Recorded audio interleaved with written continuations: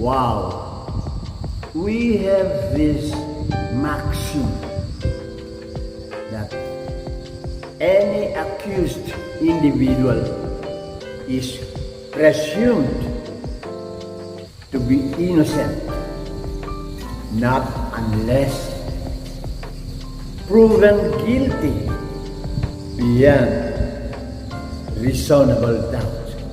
Ang linaw-linaw po yung maxim natin patungkol po sa due process of law.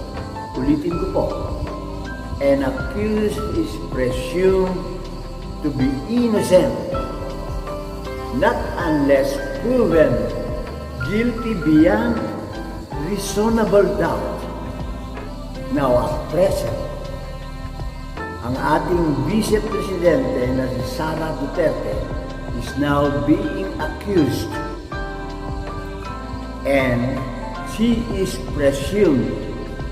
supposed to be presumed innocent.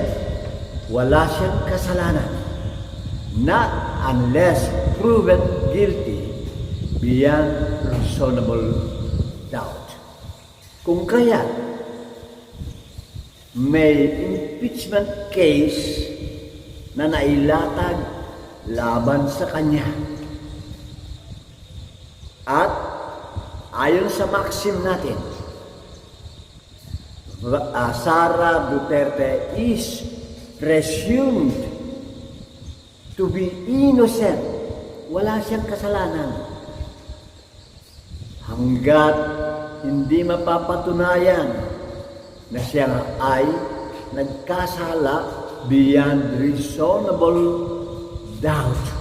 At yan ay mangyayari lamang kung ang Vice Presidente ay lilitisin. Siya ay lilitisin hanggat mapatunayan siya ay inosente or guilty of the accusations laban sa kanya according sa impeachment case.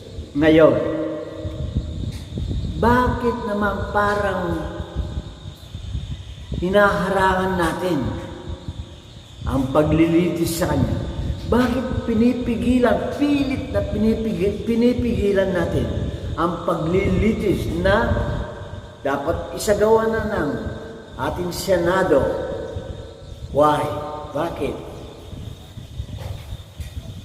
Kailan natin malalaman na inosente nga ito si Vice Presidente Sara Duterte kung hindi natin hayaang umusad ang paglilitis sa impeachment case? Huwag natin harangin. Hayaan natin umandar at umusad. At sa bandang huli, yan natin malalaman ang pagka-inosente o kaya pagkakasala ng isang akusado. Ayan po ang ibig sabihin niyan. An accused is presumed to be innocent unless proven guilty beyond reasonable doubt. At yan ay sa pamamagitan ng isang makatarungan due process of law, yung paglilitis na sa bandang huli, ito ang magpapatunay ng guilt or innocence of the accused. So, huwag nating harangin po. Nandiyan na yung impeachment case. Naka-schedule na. At bakit gumagawa tayo ng mga paraan, delaying tactics, para hindi matuloy at hindi umusad ang natural impeachment case? Di ba? Parang may nakatagong motibo na hinaharang, pinipigilan, nilalagyan ng mga balakid para hindi maituloy ang impeachment case.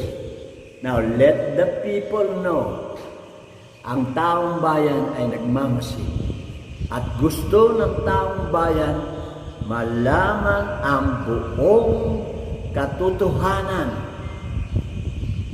kung ang ating Vice Presidente Sara Duterte ay inosente nga, walang kasalanan, or siya ay nagkasala ayon sa mga allegations kontra sa kanya sa pamamagitan ng impeachment case. So let the impeachment case move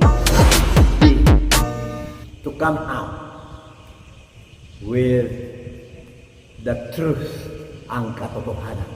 Remember, truth shall set us all free. Mabuhay po tayo. Ang inyong lingkod sa ating punto de vista sa araw ng Huwebes na ito, ikalimang araw ng buwan ng Hunyo. Mula pa rin dito sa bayan ng Ballesteros, Real. Bilang isang paglilingkod bayan, gratis et amore. Maraming salamat. Ano ang masasabi niyo dito sa punto de vista ni Grandpa? May God bless